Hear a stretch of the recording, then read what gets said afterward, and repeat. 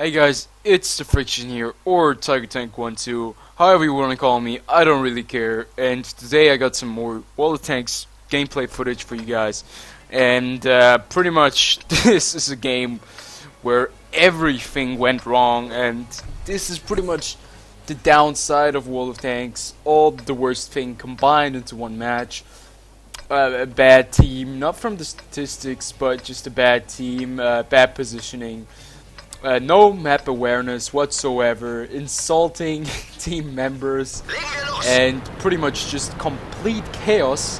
And this is exactly a day in World of Tanks, or this is exactly what a day will look like if you have a really bad day in World of Tanks. And yeah, so we're running an E75, the German Tier 9 heavy tank, one of the best Tier 9 heavy tanks in the game.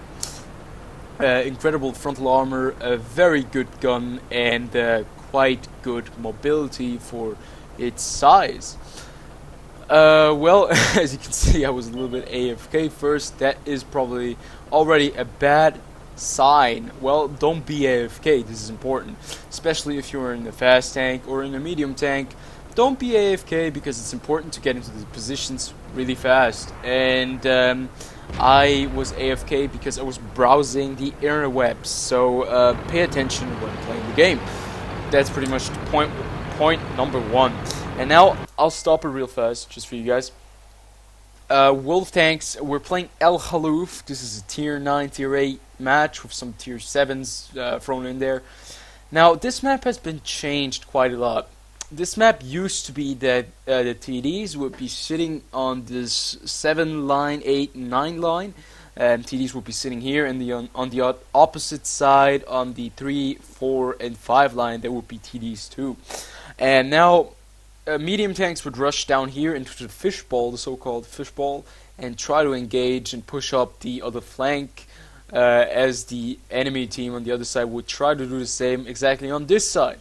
Now, of course, there was this corner over here, but it was just one single mountain, and over here was like a shooting platform, so that the enemy team on the other side had to push up this mountain and sit there and try to engage these guys who could sit there and engage these guys who were trying to move up the mountain, and they had obviously advantage. So this turned into a very, very slow fight and pretty much turned into camping. Now this map has been changed. Now let's move up. Let's play the replay again. If you look at the map now, the A line and the B line now, there are a lot of different ways. Now the main fighting over here, it's still the main fighting still takes place over here. The thing is, now there are different routes you can take to flank the enemy, and do whatever you have to do to be able to push up. So now the only problem is that my team is kind of ignoring this entire area over here, and I'm trying to point it out in the chat, being as polite as possible. I'm pinging the map, but now you already have one of the problems here, one of the bad things that were happening in this game: miscommunication, or pretty much just blind or blank ignoring the chat of players. And you can see that we have an E75, two E75s over here, but I know that there are going to be a lot of tanks on this ridge. So you can see now, the one thing I did correctly in this game, I have to say, is that I really did angle my armor on this tank. Now the E75 is an incredibly well armored tank, but that does not mean that it's invincible. If you look at this tank, you do have a cupola, which is one of the big weak spots on the turret, and you do have the lower plate, which is quite well angled. But if you shoot at the tank like this at a 90-degree angle at the lower plate, you'll still be able to go through that if you're a Tier 8 or a Tier 9, as the opposite E75 is.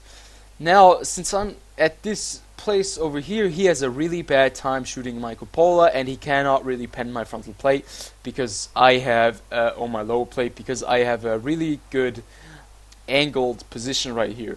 I don't give him a 90-degree angle on my side armor. I give him a 20 or even less degree space, and he cannot pen that. It's like instant plus 50 or 60 millimeters, no, 200 millimeters of armor, if you put it like that. So now I engage the E75, and the E75 right there, he bounced my turret because he did not get a shot right into that spot right there where I shot him.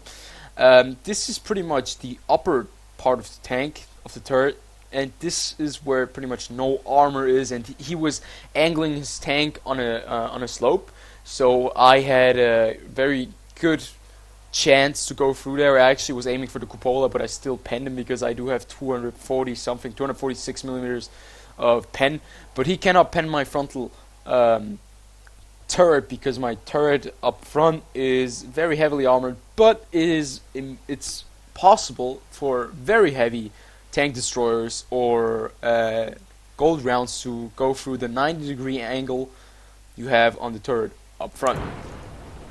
So you can see the E75 behind me is trying to copy the same thing, but the main mistake he's doing, he is giving them a bigger profile of his side armor, and he's not angling it, if you look at it, like me. So right here.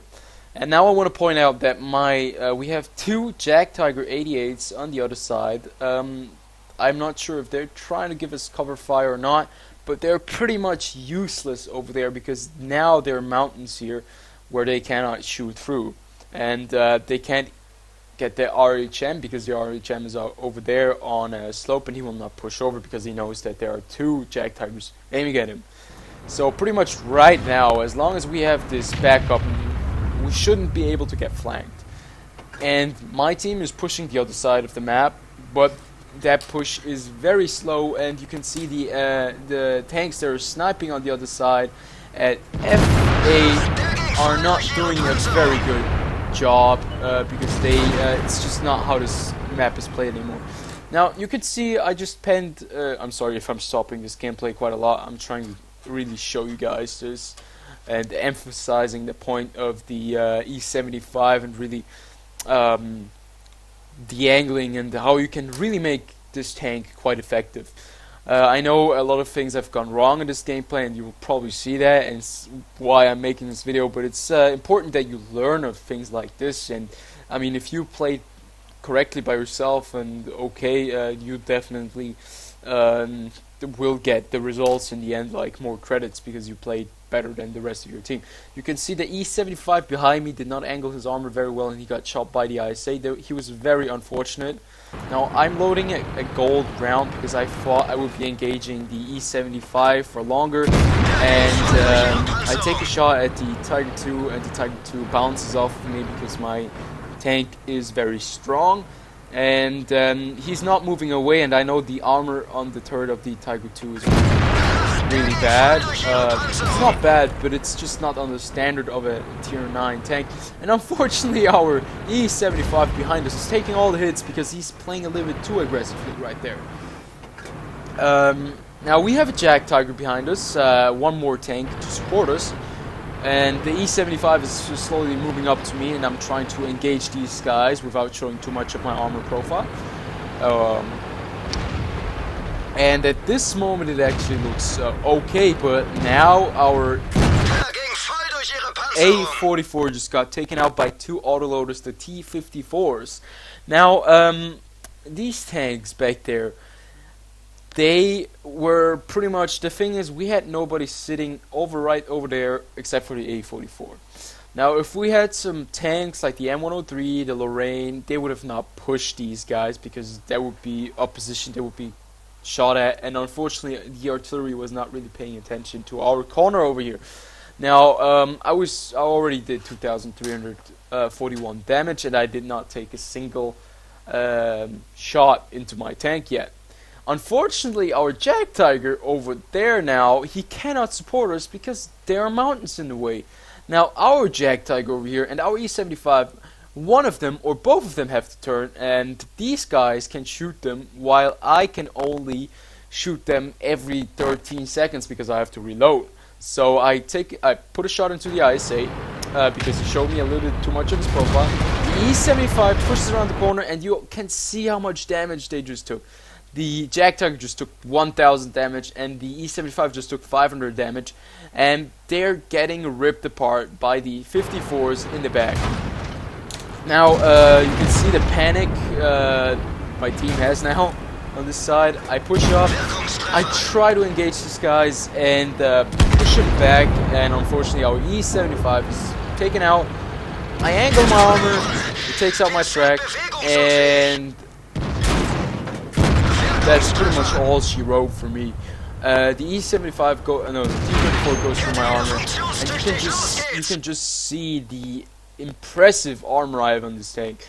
If the ISA would have shot me on the lower plate, but he didn't know where really much, and he shot me in the turret, I bounced it.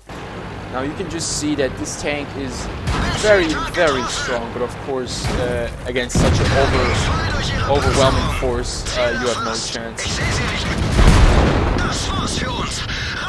Now right there you can see this is pretty much the first failure right there is I was AFK.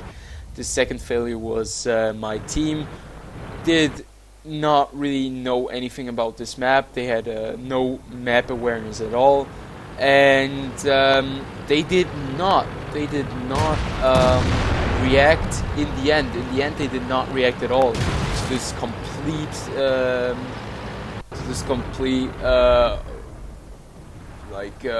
rush on the other side, and artillery was not paying any attention at all, and we still had these tanks sitting right here while they were pretty much ripping us apart over there, and just shows you like it can't go any worse. It's like you just leave a complete flank dying all by itself because there are 3 tanks, and you just kind of ignore the most important part of the map. Now our Now our Jag Tiger gets taken out, and he starts to shit talk. Now, not did our team just completely fail strategically by, you know, playing the map correctly and all that stuff. Our team also completely failed socially, pretty much. Now this is exactly what I really dislike. It is when you're trying to do your best, and you even point it out to your team, and they blankly ignore you, and in the end they blame you and your entire team for the failure of the game, which pretty much just is completely wrong. Now this game was it was an okay game. I mean, I angled my tank really well. The enemy tanks had a really bad time getting through there, but unfortunately, once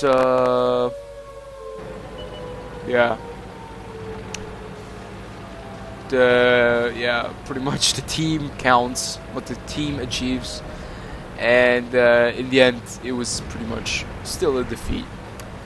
Now I mean, these teams are everywhere in World of Tanks, and I don't think they're like not every team is like this, but they're quite a lot, and this pretty much just brings out the worst in this game.